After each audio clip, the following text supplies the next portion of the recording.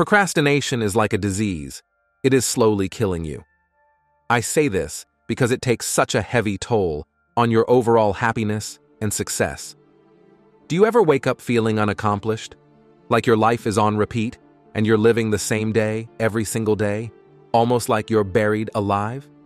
I want you to know that you are not alone. In the age of social media, short-form content, and online streaming, it is so easy to get consumed and become engrossed in somebody else's life rather than your own. Why is this such a problem? 3 simple words: no one cares. Because ultimately, you have to be the one to save yourself. How do you fix this problem? How do you stop procrastinating once and for all? I figured it out, and there's a really easy way that most YouTubers are not talking about. You might have seen endless videos online which give you generic tips saying you should read more books or go to the gym to help you reach your goals. While these solutions are good, they often provide surface-level solutions to core-level problems. They provide a temporary fix. This video is better than that because it will help you understand the core issue within the brain and the main reason why you procrastinate so that you can truly mitigate it once and for all. At this point, I am sure you know what procrastination is. In fact, ironically, you might be procrastinating right now by watching this video on procrastination. But you might be wondering, why should you stop? Well, the answer is very simple. The future version of you is begging that you start now. Getting yourself to do something when you don't want to do it is a skill in itself. It's not an easy skill to learn. Discipline is built over time. But let me put it to you this way.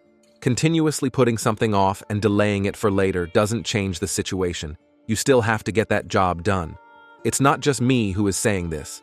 In the book, The 48 Laws of Power by Robert Greene, he states that instead of procrastinating and spending your time dreaming of your plan's happy ending, you must work on calculating every possible permutation and pitfall that might emerge in it. By procrastinating and gaslighting yourself that you will get the job done tomorrow, you will eventually find that the tomorrow never comes. If you want to taste success now, you have to act now. You have to supercharge your mind. I use the 40% rule to help me do this. So what exactly is it?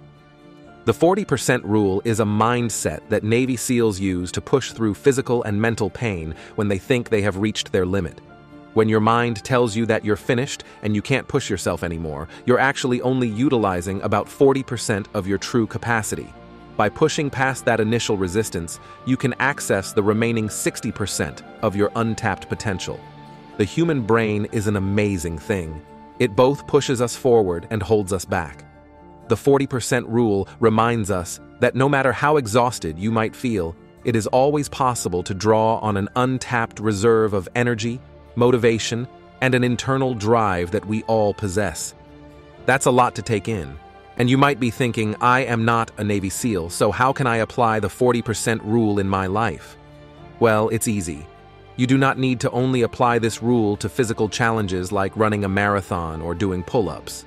You can use this rule to help you overcome mental barriers in your career, relationships, or personal development.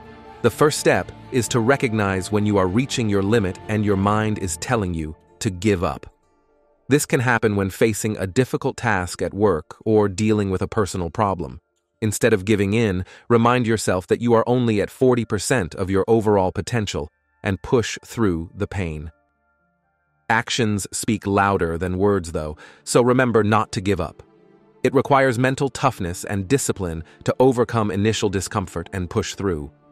With practice, this mindset becomes easier, leading to more success in all areas of life. So far, I've spoken about how procrastination is slowly killing you, and how you can use the 40% rule to supercharge your mind and believe in yourself when things are getting difficult.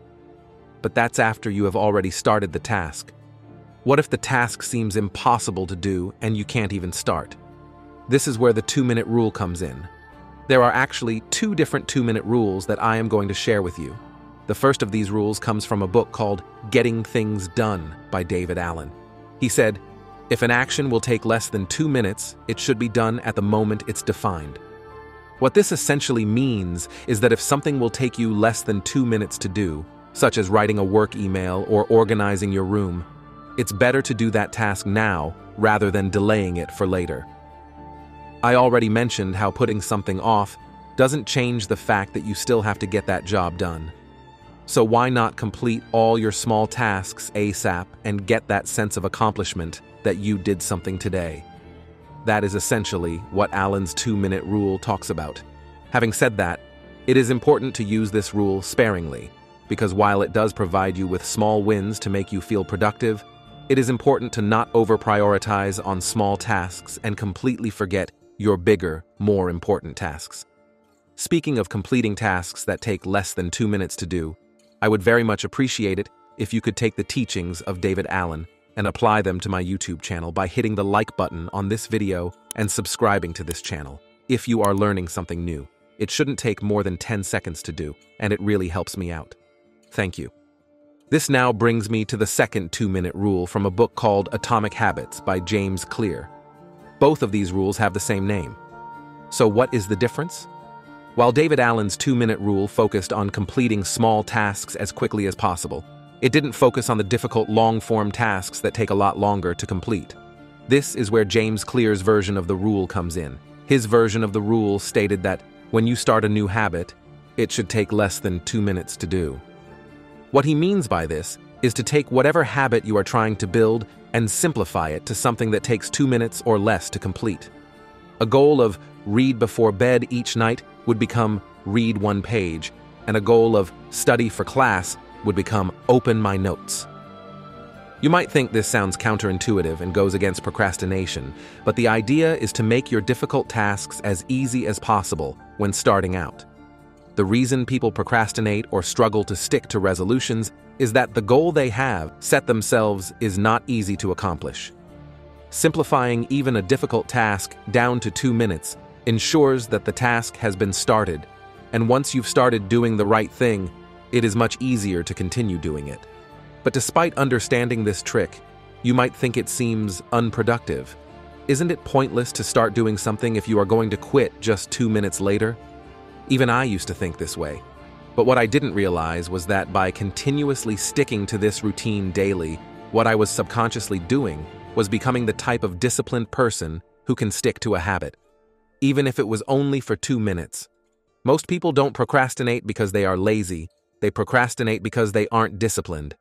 This 2-minute rule helped to fix that and form a habit, because according to Clear, a habit must be established before it can be improved.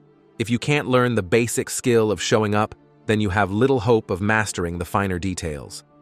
It is important to ensure that you start small and think big, because most of us are engrossed by the end goal. But look at it this way. Doing 1 push-up is still better than not exercising at all. It's far better to do less than you hoped for than doing nothing at all. Even if it might seem unproductive to quit something after 2 minutes at the start, stay consistent with it. You're hardwiring your brain for the long run. So now that you know how to avoid procrastination by thinking about the 40% rule as well as both versions of the 2-minute rule, you need to learn how to eat the right foods, as what you eat has scientifically been proven to impact your brain and overall health. And there's a perfect list of foods that I've found that have had a huge impact on my mood and productivity. Do you know about the 5 high-protein foods you should eat every day? To learn more about this, press here on the screen to watch.